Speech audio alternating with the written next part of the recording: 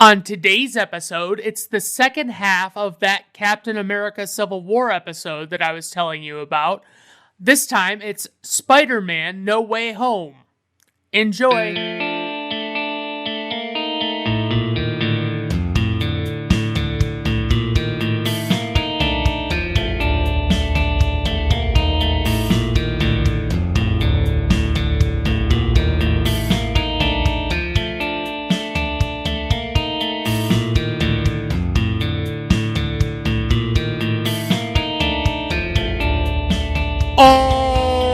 Alright everyone, welcome to Brandon at Random Reviews. I am your host, Brandon Griffes. Thank you for stopping by. I do appreciate it. Today on the show, like I said, Spider-Man No Way Home, released on December 17th, 2021, based on Marvel Comics characters and stories originally developed by Stan Lee and Steve Ditko, and some that were developed by other writers. There are a lot of characters at play here. Directed by John Watts, and he's actually directed all three Tom Holland Spider-Man movies. Those actually, I would say, the Spider-Man movies probably get better with each successive installment, and that's a rare quality. For the writers, we have Chris McKenna and Eric Summers, and they did the other two Tom Holland Spider-Man movies. They did the Lego Batman movie, which I like okay, but people really thought I was going to fucking love it because I'm such a big Batman guy, and it was okay. I wasn't like head over heels for it. They also did Jumanji, Welcome to the Jungle, and I've never seen these new Jumanji movies. I mean, it's got The Rock, Kevin Hart, Jack Black, and Karen Gillan. Honestly, the only reason, I love Jack Black. The Rock's okay. Kevin Hart, I could take him or leave him. And honestly, Karen Gillan would be the only reason I'd really watch it because she's super attractive. Anyway, they also did Ant-Man and the Wasp, which was about as good as the original Ant-Man movie. And then for the producers, we have Kevin Feige and Amy Pascal. Kevin Feige is still the president of Marvel Studios and the primary producer of the Marvel Cinematic Universe. Amy Pascal produced the Ghostbusters reboot from 2016, which is awful. It doesn't even bother me that they gender swapped, but it's like, we don't need another remake. The humor in the movie was terrible. Get the fuck out of here. Like, just fucking do better, you know? And she also did all Spider-Man related movies. She produced all of the Spider-Man related movies since Tom Holland was cast. And I believe that would include like Venom and basically any of those other Sony Marvel properties. For the score, we have composer Michael, I think it's Giacchino. I love his work. Like, he's got a lot of great fucking scores. He did The Incredibles, the Pixar movie, and that is fucking phenomenal. It's one of my favorite Pixar movies easily.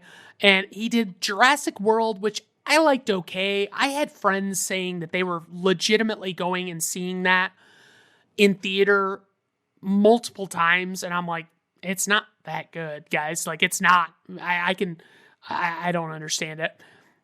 He also did Rogue One, a Star Wars story, previously covered on this podcast, and I really love Rogue One, and I talked about it on that episode with my friend Lance, and it's fucking solid. I mean, it's the fact that it had so many rewrites and that didn't like completely destroy what they had going for it. I'm so pleased. Last but not least, we have The Batman with Robert Pattinson from 2022. And that score, I mean, I should mention that with Rogue One, it was the first Star Wars movie not to have a John Williams score. And that's a big fucking deal. But the Batman was probably one of the more simplistic scores, but the score was so epic and it like really fit the tone of the movie very well. And I adored it. Honestly, this is probably a hot take. Like, I like the Batman. I don't think it has the rewatchability that a lot of the other Batman movies do, or other superhero movies. Okay, so the cast, Tom Holland plays Peter Parker / Spider-Man, and I'll explain how we'll differentiate between the different Spider-Men. Zendaya plays Michelle MJ Watson, or Jones Watson, excuse me. Benedict Cumberbatch plays Doctor Strange. Jamie Foxx plays Max Dillon / Electro. Willem Dafoe plays Norman Osborn / Green Goblin. Alfred Molina plays Dr. Otto Octavius / Dr. Octopus. Marissa Tomei, who I have noted is hot, plays May Parker, Peter's Aunt May. Andrew Garfield plays Peter Parker / Spider-Man, and he was in the two Amazing Spider-Man movies from 2012 and 2014. And Tobey Maguire plays Peter Parker / Spider-Man, and he played the character in the Sam Raimi movies, the three of them, 2002, 2004, 2007. And the first two are fucking stellar. The third one is hot garbage, and I feel like every fucking time I hear somebody point out what hot garbage Spider-Man 3 was, some dipshit has to fucking come into the internet comment sections and say, oh, I like that one. It's like, no, you might have fucking liked it. That does not mean it's a good movie. So, casting notes, Tom Holland is the youngest person to portray Peter Parker, aka Spider-Man, being 19 years old at the time. And I will talk a bit more later about how old the other actors were at different points in time. So I forgot to type out a fucking plot synopsis, so this is going to be a mess, but I'm going to say, after the world finds out that Peter Parker is Spider-Man, Peter goes to Doctor Strange to see if he can cast a spell to make them all forget that he's Spider-Man. Due to the spell being botched, essentially, more or less, it causes numerous other heroes and villains to enter Peter's universe. Okay, that was not as bad as I expected it to be, but it was pretty bad. So the tagline is "The Multiverse Unleashed." All right, and I guess that's probably fair. That's a reasonable statement. So I guess I'll just dive right into the plot of this fucking movie. So this movie opens up right where the last movie, Spider-Man Far From Home, left off, where the villain was Mysterio, played by Jake Gyllenhaal. There's video of Mysterio being played on the news where he's setting up Spider-Man to be framed for Mysterio's murder, despite Mysterio having truly brought it upon himself. We hear J. Jonah Jameson, as played by J.K. Simmons, basically calling for Spider-Man's head, claiming that he's the monster that Jameson thought he was all along. So we're hearing all of this without seeing anything, and I feel compelled to note that if you're not familiar with the Spidey universe, Jameson is predominantly the editor-in-chief of the fictional New York City newspaper, The Daily Bugle, and this movie, he's only really portrayed on this Daily Bugle news show that I don't know if it's supposed to be like a national news show, but he's basically the anchor of this Daily Bugle news show. So Jameson has always had a negative perception of Spider-Man and often paints a negative picture of his heroism in the Bugle and makes him out to be a bad guy at every turn. So at the end of Far From Home, actually might even be a post-credit scene, I'm not sure. Through the run-in with Mysterio, Spider-Man's true identity of Peter Parker is revealed to the public on TV. Peter Parker is essentially in New York City, and he sees Jameson come up on the big screen in Times Square, and it's basically like they reveal who he is. So it's kind of fucking wild. So immediately the movie starts with the reaction by the public to the news, and Spider-Man quickly has to rescue MJ, who is played by Zendaya, from a crowd of people who realize that she is Peter's girlfriend. The crowd surrounds Peter and asks him if he really murdered Mysterio, and obviously he quickly denies all of that and swings away with MJ.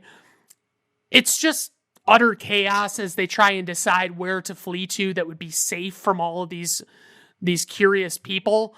At Peter's place, we see his Aunt May, played by the lovely Marissa Tomei, breaking off her fling with Happy Hogan, who is portrayed by Jon Favreau, and he's devastated, as any man would be. So sorry for having to introduce so many people. It's going to keep happening in this episode, but it'll all be over soon. Well, soon-ish, I guess. So they quickly realize that news helicopters are shooting live footage of the apartment building they're in. They see on the news that Mysterio's drones were manufactured by Stark Industries, and I'm sure that has some relevance, but I'm not really picking up on what they were going for with that. Like, are they saying that because of Peter's affiliation with Stark, that just further lends credibility to the story that Peter caused Mysterio's death? I guess. So authorities show up with a warrant for Peter's arrest, and May puts up a fight, but they're really not having it. And Peter's being interrogated, and everyone tells him not to say anything without a lawyer. And Peter was hoping Nick Fury would back him up, but they tell him that Fury has been off planet for over a year. MJ is getting interrogated too and says she wants a lawyer and she knows their tricks. I don't remember if her parents are like lawyers or something. I don't know. They also have Peter's best friend Ned in interrogation as well, and Ned is an idiot, so he fucking says a bunch of incriminating shit. They're questioning May, and she's demanding a lawyer, and they suggest that she's put herself in jeopardy by endangering a minor as Peter's legal guardian. I guess they all get out on bail, and wouldn't you know it, Charlie Cox's Matt Murdock shows up at the apartment as their legal counsel. For those that don't know, Murdock is also blind and is the superhero Daredevil, who is also known as the Man Without Fear.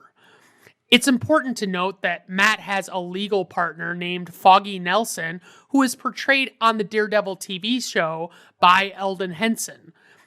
What I would have liked to have seen happen was a little nod to the fact that Jon Favreau, who plays Happy, also played Foggy Nelson in the Daredevil movie from 2003 starring Ben Affleck. But I didn't notice any hint at that. If they made one, it could have happened. I might have missed it. Matt tells Peter that he doesn't believe any of the charges against him are going to stick, and everyone is relieved. But Matt points out to Happy that the feds are still investigating the stolen technology, and that if he potentially has any involvement in that part of Stark's legacy, he should probably lawyer up. Matt tells Peter that despite seemingly being out of legal trouble, his worst troubles are yet to come. Suddenly, someone throws a brick through the window with a note attached that says, "We believe Mysterio," so they decide to relocate to a safer place. They go to this super nice apartment with some tech stuff that appears to be owned by Stark Industries or something. Peter talks to MJ and she asks him if any part of him feels relieved by anything that's happened. He says the only time he felt happy was during the 1 week when MJ knew his secret, but now everyone knows, and it's awful. They go to school, and there are tons of people protesting Peter, and they run into Ned and Flash Thompson, and Flash surprisingly still likes Peter because of his love of Spider-Man, but Flash is like a bully to Peter Parker for the most part, so it's kind of goofy how he responded to that news. Peter's teachers are being super weird and fucking telling him that they're cool with him and all that. Peter and MJ are hanging out on top of the roof of one of the buildings at school, and Ned shows up and they talk about plans for college and awaiting where they might get into and if they'll all be together somewhere. Peter starts getting his letters back from his prospective colleges and he's seemingly not having any luck. Then Peter, MJ, and Ned sit down on their last chance letters. They decide they're all going to open them together, and they're all turned down, and they realize that it's their affiliation with Peter, and they're all bummed, but they say they wouldn't have changed anything about what they've done. Peter goes to a house downtown where he hopes to find Doctor Strange, and when he goes to the door, it automatically opens for him, and he walks in, and the place is covered with snow because of some portal having been opened to Siberia. Strange emerges, and Peter asks him if he could cast a spell to undo people finding out about his secret identity. So he says he no longer has the time stone, so he couldn't make something like that happen, but he could potentially cast a spell to make everyone forget that Peter Parker is Spider-Man. But his friend Wong warns him about how dangerous this particular spell can be to use, and Wong just wants to be left out of it because he knows Strange is just gonna fucking do this, even though it's not a good idea. So Strange takes Peter to a special magical room to cast the spell, but as he starts doing his thing, Peter realizes this means that literally no one other than him will know his secret identity, and he gets like second thoughts. But Strange says that this is simply the way the spell works, and that's how it's gonna go. So Strange agrees to allow the spell to omit MJ and Ned from being affected, but Peter keeps wanting to include other people like Aunt May and shit, and Strange says he doesn't want to alter the spell any further. And it doesn't make any sense to me because, like, okay, let's say if the original spell just wiped everybody's brain clear of this knowledge of Peter Parker being Spider-Man, then what the fuck difference was that going to make? Like, you could just tell the 3 people that you want to know about it, and that's it. Like, I'm missing something here. Like, what was he so worried about? Anyway, so Peter keeps asking for shit, and Strange is seemingly losing control of the spell as he gets more distracted, and Strange has to shut down the spell because of the inherent danger presenting itself as it goes out of control. Strange tells Peter he's sorry that he and his friends didn't get into college, and Strange just assumes that they already reached out to them to reconsider, but Peter didn't even realize that this appeal process was an option. Strange becomes furious when he realizes Peter came to him and had him start casting a spell without even doing the whole thing with an appeal, considering the ramifications of a spell, even if they didn't fuck it up. Peter asks Flash to help him with going to this MIT mixer so he can talk to someone about appealing his rejection. So now Peter is in a rush to get to the event, and he's on this bridge during a traffic jam, and he finds this woman in her car who is apparently one of these admissions people at MIT. As he begins talking to her about MJ and Ned's application, his spider sense goes off, so obviously something's up, and he jumps up on top of her vehicle to get a better look at what the disturbance is. Doc Ock, as played by Alfred Molina, appears. I should probably mention that this character is played by the same actor that was in Sam Raimi. It's the same character and actor that was in Spider-Man 2, the Sam Raimi movie from 2004, which starred Tobey Maguire as Spider-Man. Doc Ock is a scientist who wanted to develop I haven't watched the movie in a long time, so this is kind of probably going to be shitty on the details, but he wanted to develop a machine that would generate energy, and in order to interface with this creation, he developed these mechanical metal arms that he subsequently lost control of during a demonstration of his device.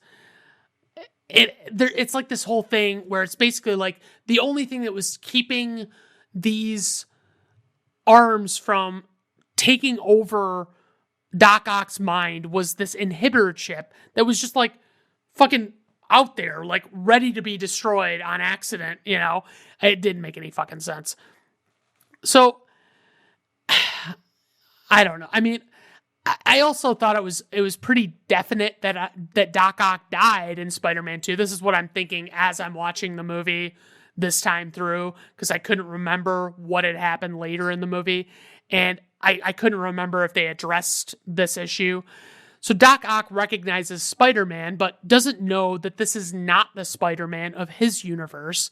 He calls him Peter and begins throwing vehicles at him with his arms, and then he grabs Spider-Man, and for some reason he doesn't just kill him in this moment, despite seeming heavily motivated to do so.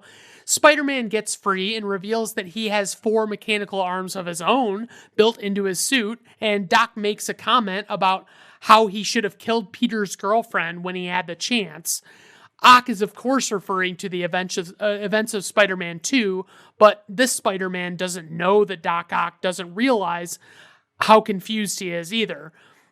The two of them really go at it on the bridge, throwing each other around and using the vehicles and various construction materials to attack one another. The MIT lady falls off the bridge in her vehicle, and Spider-Man manages to save her with his webbing. Doc Ock captures Spider-Man and goes for his kill stroke, but Spider-Man's mask has come off, and at this point, Doc Ock looks at him and he's like, "What? You're not Peter Parker." While Doc Ock is distracted, Peter uses the nanotechnology in his suit to take control of Doc Ock's mechanical arms. Peter uses Doc's arms to rescue the MIT lady, and she says that she's going to talk to her people about Peter and his friends' applications. So Peter has Doc wrapped up, and suddenly a spherical bomb, like an orange bomb, lands on the pavement. And this was a major teaser moment in the trailer for this movie, and everyone who has a pulse that has ever seen Spider-Man movies before knew it meant that Willem Dafoe's Green Goblin was going to be in this film. But they went to great lengths to act like it was some super mystery and that no one knew he'd be in it for some reason. So they also tried to act like it wasn't obvious that the other Spider-Man actors were going to appear, and even made Tobey Maguire and Andrew Garfield persistently deny their involvement in this project. So suddenly Peter is taken away from the bridge and appears in a room with Doctor Strange, where Doc Ock is actually captured. Strange explains to Peter that when that spell was coming together that they were trying to do to make everybody forget, and Peter kept fucking with it, it caused multiple beings from other universes to cross over into theirs since the spell basically became unstable. So Strange clearly recognizes that Ock is from a universe with a Peter Parker / Spider-Man, but his Peter Parker is not the same Peter Parker. Peter and Strange decide to try and figure out what to do about these new villains. Strange brings MJ and Ned to the Sanctum Sanctorum, I think is what it's called, and the three kids go down to the basement where some of the villains are being held. So they ask Doc Ock what his name is, and he says Dr. Otto Octavius, and they all laugh, which is like, I think that's kind of a stupid joke. I mean, it's a silly name, but it's like, I can't imagine that being a name that I would like just openly laugh in somebody's face about that being their name. They see the Lizard in another holding cell, and honestly, the Lizard is like he's the most forgotten villain in this movie. Like, he doesn't really have jack shit to do. And the CGI for the Lizard is also kind of shitty, so there's that. Peter gets a lead on the Green Goblin, and Doc reveals that he knows who the Goblin is. Ock points out that it can't be Norman Osborn because he died, but it's like, am I misremembering Spider-Man 2? Because didn't Doc Ock die at the end of that? This is, of course, what I'm thinking at the time.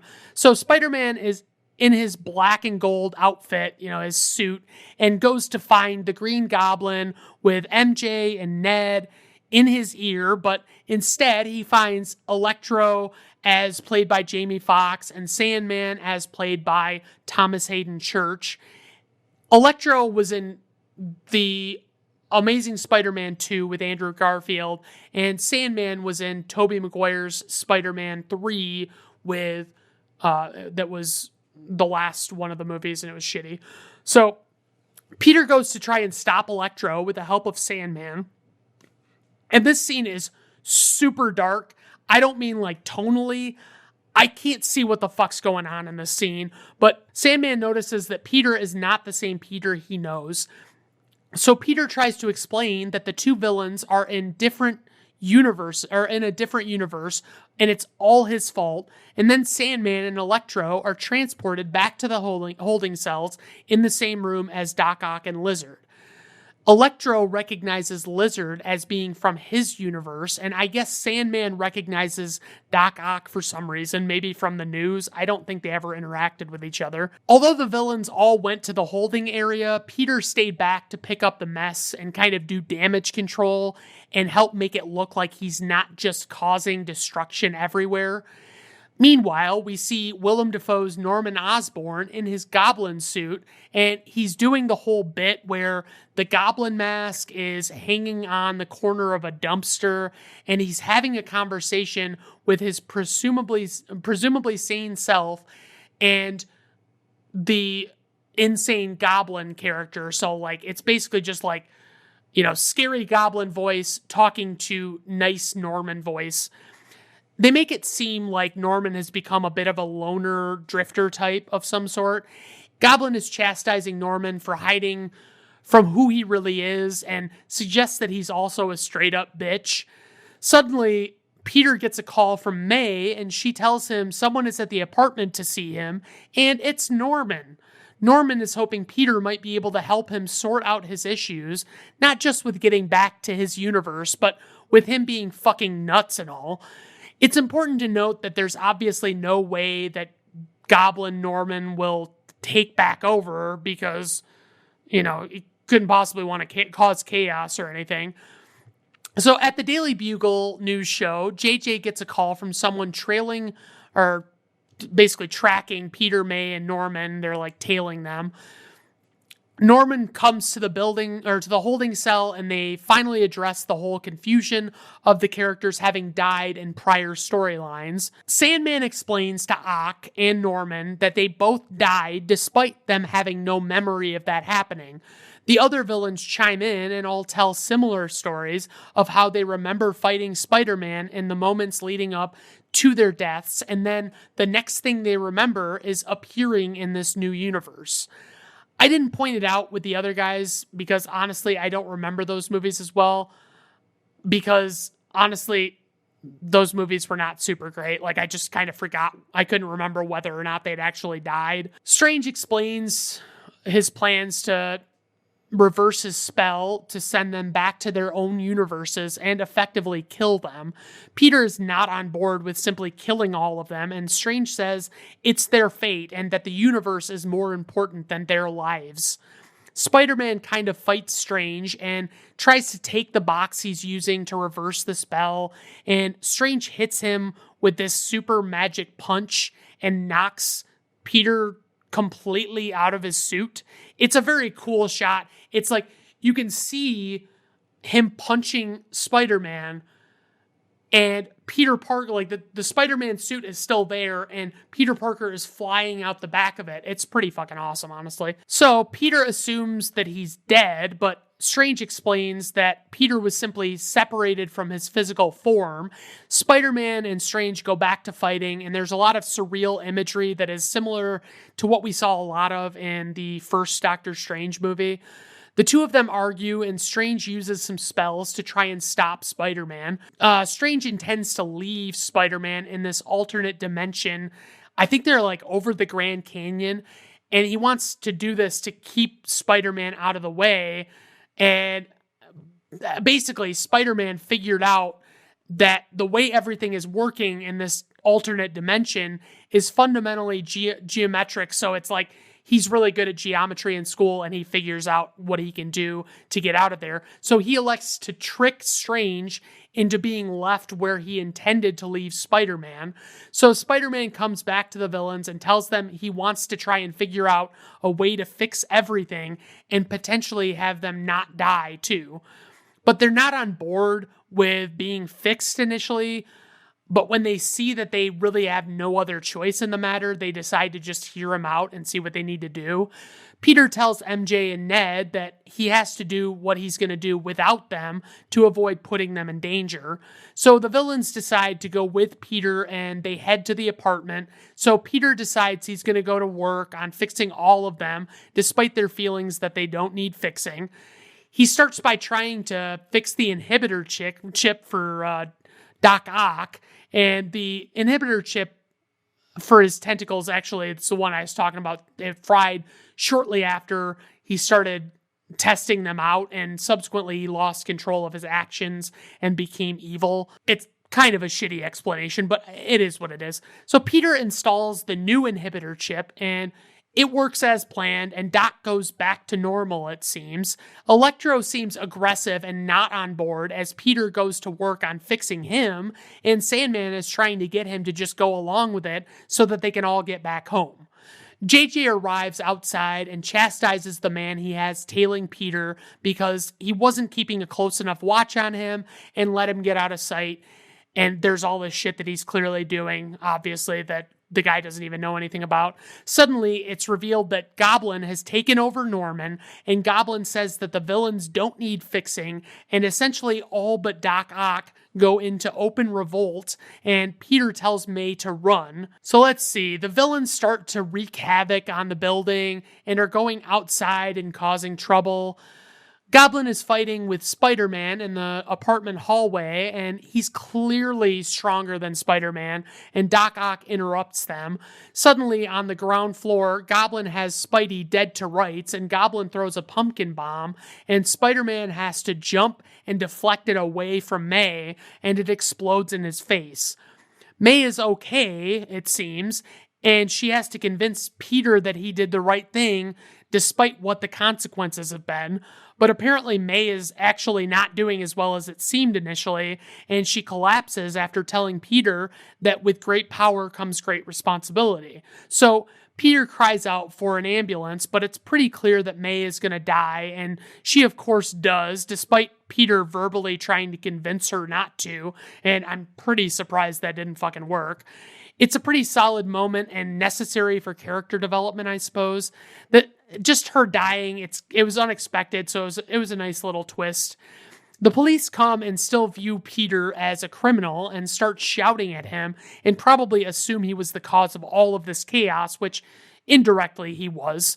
MJ and Ned are hanging out with Strange's box and wishing they could see Peter aloud and causing a portal that causes a portal to open, and wouldn't you know it, Spider-Man appears, but also, wouldn't you know it, it's not their Spider-Man, it's Andrew Garfield's Spider-Man, and of course, they're taken aback by the situation.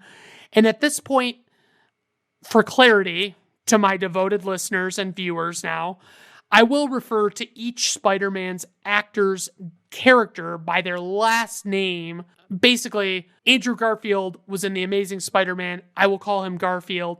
Tobey Maguire was in the original 3 Spider-Man movies. I will call him Maguire, and that'll be it. Garfield has to convince MJ and Ned that he really is the Spider-Man of his universe, and Ned's older female relative, I don't remember if it's his mom or his aunt or what, is at the apartment they're at, and she's freaking the fuck out by what's happened. So Garfield is trying to figure out what happened to make him go to another universe, and MJ wants him to prove who he is. So she picks up a dinner roll from the table and throws it at Garfield's face to see if he has a spider sense, and he doesn't dodge it. So basically she thinks he might not be legit, but he insists that he does have the spider sense, but it doesn't work for something like that. Like, he didn't sense any danger from that. But he jumps up and sticks his hand to the ceiling, and they make him do this whole song and dance to confirm that he's not faking anything. Like, they make him clean cobwebs out of the ceiling and like crawl and like climb around all over the place. I mean, it's a bit much. Then all of a sudden, another portal opens, and Tobey Maguire's Spider-Man walks into the apartment. Maguire explains that he's also Peter Parker from yet another universe, and he spots Garfield and tries shooting webbing at him when he realizes he's also Spider-Man. So Maguire goes on to explain that a feeling in the pit of his soul brought him there, and he said that the feeling gave him reason to believe someone was in trouble there and needs help. So Maguire asks MJ and Ned if they can think of anywhere that Holland might have gone that was like a safe place for him. So they find him on top of the building at school where him and MJ were earlier, and Holland is very emotional about having lost his Aunt May, as you might expect. Maguire and Garfield reveal themselves, and Holland says his aunt died for nothing and he needs to fix everything. He apologizes to Maguire and Garfield for bringing them into the whole thing, and they both explain how they inadvertently caused the death of their Uncle Ben's and how it impacted them, and they learned from it. So here's where I get confused. Does Holland's Spider-Man have an Uncle Ben or not? Like, I always just assumed he had one in this universe, but we just never saw him because people were like tired of seeing the same old song and dance with Uncle Ben dying. So it was just like they had that be like an established thing that Uncle Ben's already gone. Like he's not here anymore. So Holland doesn't say anything along the lines of having had an Uncle Ben. So that's just kind of fucking weird to me. Holland explains to them what May said about how with great power, and Maguire says, comes great responsibility, since that's what his Uncle Ben said to him. And Garfield makes it sound like his Uncle Ben said that. It's just... Here's the thing. When they came out with The Amazing Spider-Man and Andrew Garfield and all that, they were essentially rebooting the entire franchise, and they felt like they needed to do an origin story, and they really should have just started off, he's already Spider-Man, blah, blah, blah. So, like, the whole thing with Uncle Ben in The Amazing Spider-Man is, like, everything they do and say in that movie is, like, altered just enough to make it not exactly the same, and it's fucking stupid. So he doesn't actually say, with great power comes great responsibility. So, like, they did a piss poor job of that, and it annoys me that, like, they brought Harry Osborn's Goblin character into that second Amazing Spider-Man movie, and it's like, why did you need to go back to the same well that the previous movie? Don't fucking redo any more than you have to do. Make these things your own. So the heroes are trying to formulate a plan. So basically, Garfield goes to work on a cure for Dr. Connors, since he's cured Dr. Connors before, and Maguire tries to work on an anti-serum for Osborn. I like that there's an overall vibe of Maguire and Garfield's characters sort of serving as mentors to Holland, helping him through all of his troubles. Which makes sense because they're both like 40 years older than Holland, but I'm just kidding. Maguire was born in 75, which put him at like 46 when this movie came out. Garfield was 38 and Holland was 25, and that's in this movie. So still a pretty big gap, and they could still be Holland's wise elders or whatever. Fun fact though, Maguire was 26 when he first portrayed Spider-Man, despite looking about 39. Garfield was 28. He was actually older than Tobey Maguire was in his first movie, but he was actually considered for that first. It's a big fucking long thing. So anyway, Holland was originally 19 when he was in Captain America Civil War.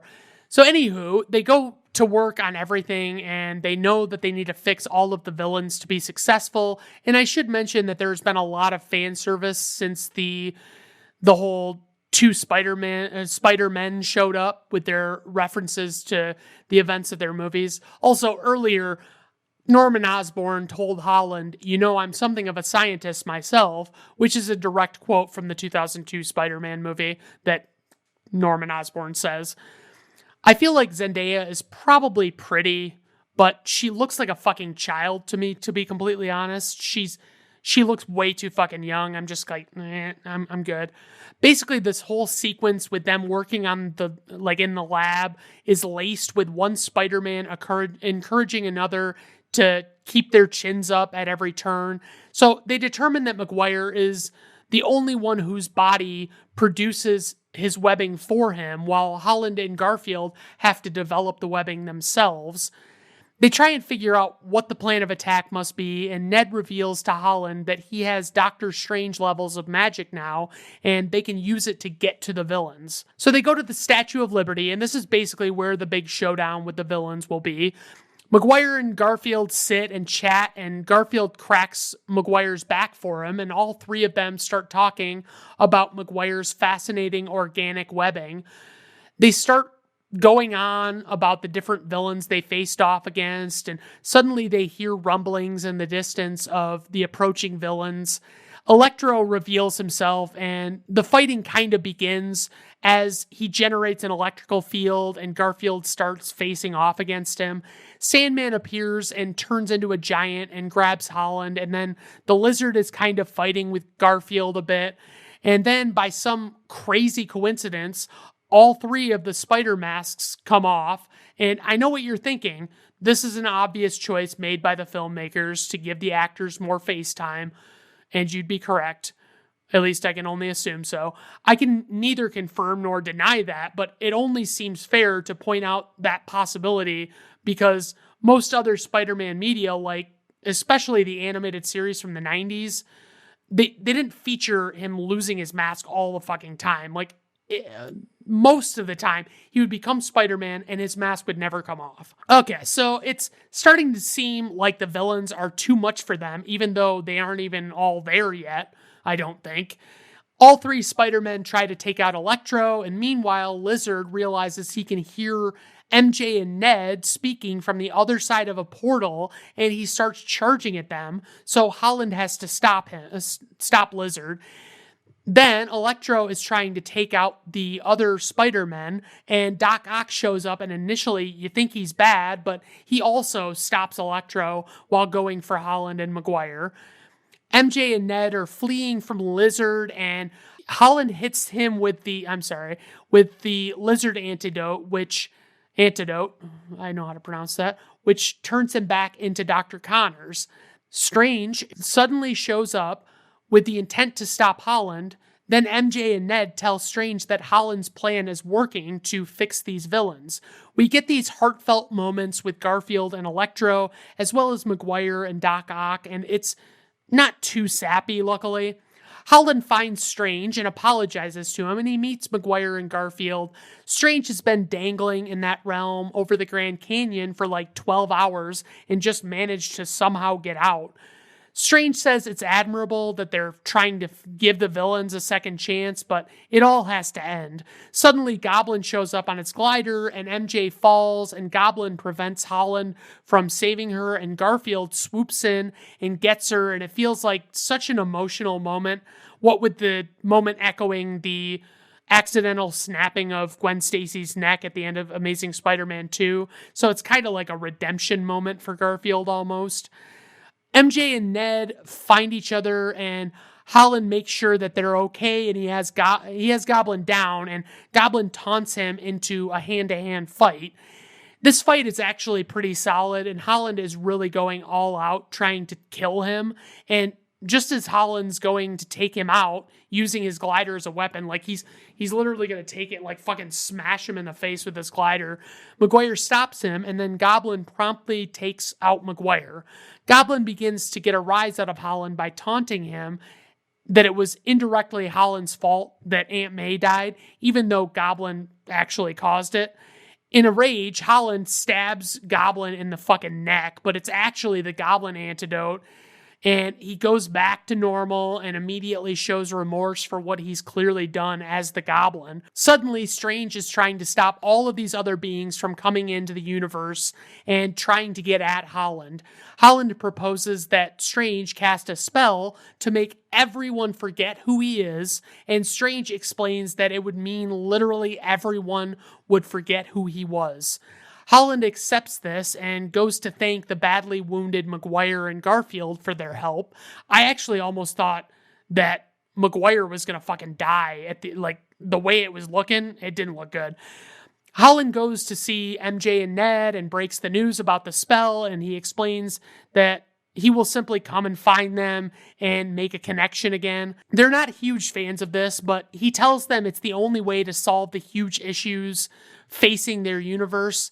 Obviously, it's super emotional as they're essentially saying goodbye to each other permanently, in a sense. So Holland accepts his fate and has Strange cast the spell, and everything seemingly goes back to people not knowing Holland's secret identity. JJ is on the news later bitching about how Spider-Man hides behind his secret identity and should reveal who he really is to everyone. Holland goes to see MJ at work and he waves at her as he walks in, and she waves, but she's actually waving at Ned that he just walked in behind Peter. Holland walks up and introduces himself, but despite having this whole thing written out on this sheet of paper, he just freezes up before he can tell it to her, and he just says he wants a coffee. So he overhears that she got into MIT and she seems a bit uneasy about the whole thing and says the saying that she says all the time about like, if you always expect disappointment, you'll never be disappointed. So he pays for his coffee and awkwardly seems to have no exit strategy for his encounter with MJ.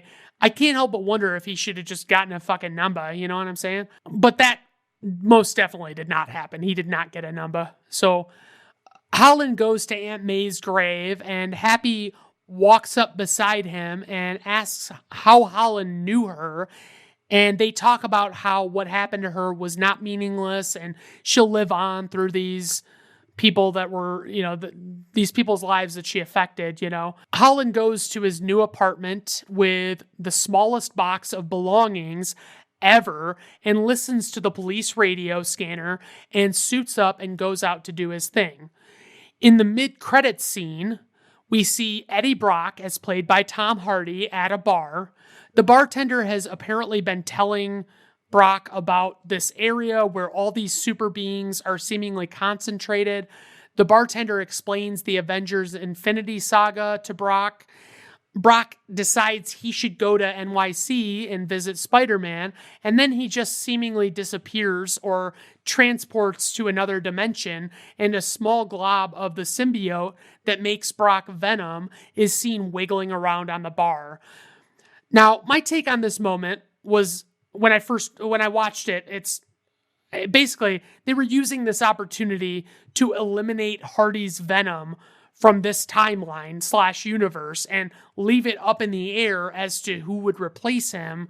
I thought that was what they were trying to say, is like, basically, it's not going to be Tom Hardy's Venom that's going to be in this universe, but it could be a Venom. But apparently, I Googled it just to make sure, and I found on that website the rap that I guess the suggestion is that Venom was brought to this universe by the same Doctor Strange spell that drew in the other villains from other universes, and that instead of finding Holland, he sat at this bar to hear about the Infinity Saga, and that's where it stopped.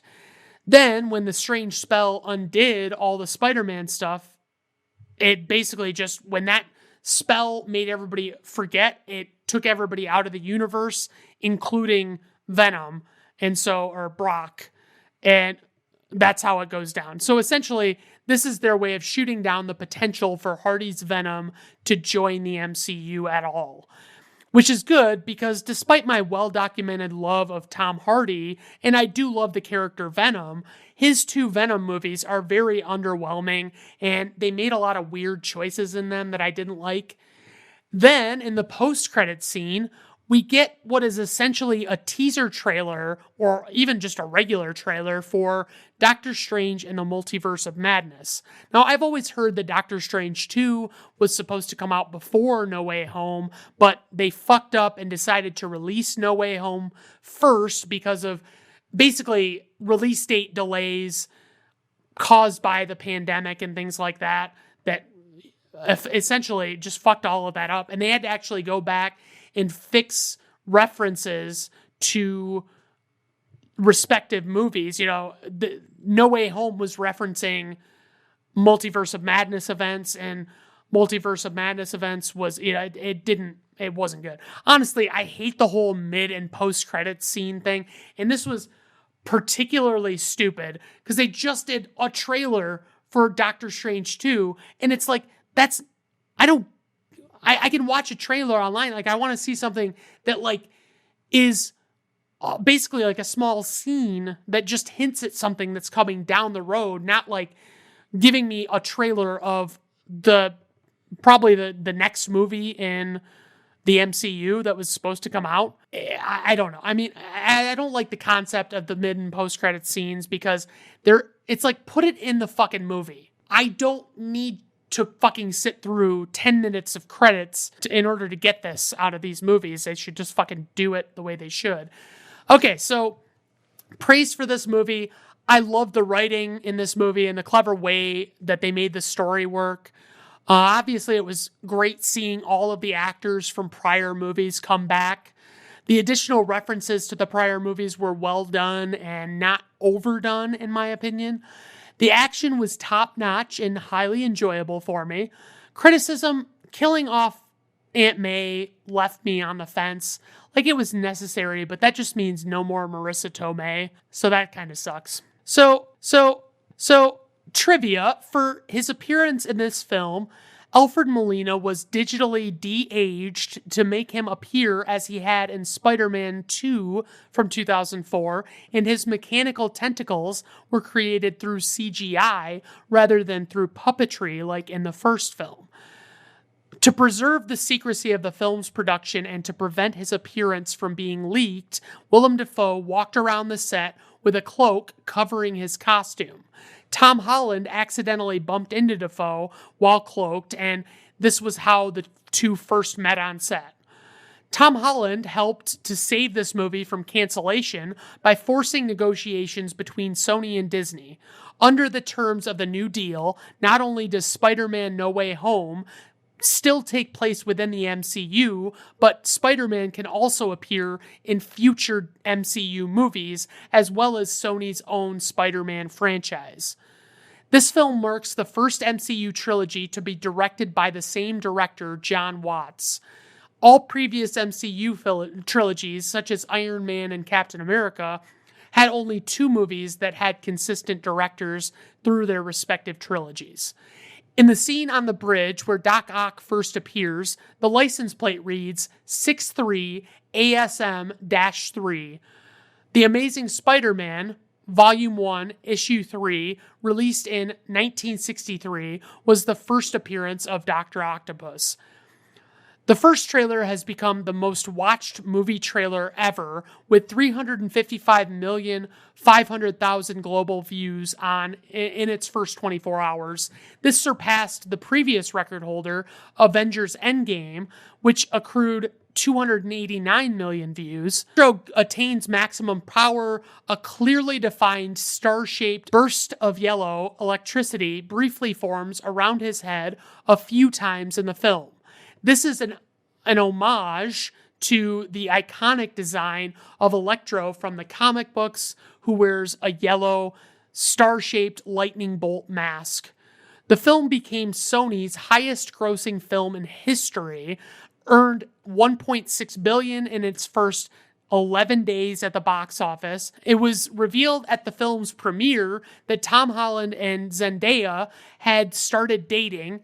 This means that all 3 Spider-Man actors have dated their female co-stars, as Tobey Maguire and Kirsten Dunst and Andrew Garfield and Emma Stone all had been romantically involved previously. The film was originally scheduled for release on July 16th, 2021, but due to the COVID-19 pandemic, its release date was delayed to November 5th, 2021, placing it on the original release date for the Disney-distributed MCU film Doctor Strange in the Multiverse of Madness. 3 months later, it was delayed a second time to December 17th, 2021. The new Doctor Strange film was forced to undergo rewrites and reshoots in order to realign continuity with the Marvel Cinematic Universe as it was originally intended to be released prior to this film. The first film in almost 2 years and the first film of the COVID era to earn more than $100 million on its opening weekend at the domestic box office. So, on to info and ratings. We have a runtime of 148 minutes. This movie is rated PG-13 by the Motion Picture Association of America. Budget, $200 million. Opening weekend, $260.1 million. Worldwide gross, $1.9 billion. IMDb rating, 8.2. Rotten Tomato critic score, 93%. Rotten Tomato audience score, 98%. Personal rating, 5 out of 5 stars. Yeah, that's right. I fucking love it. All right, everyone. Well, I hope you have a good rest of your day. Bye now.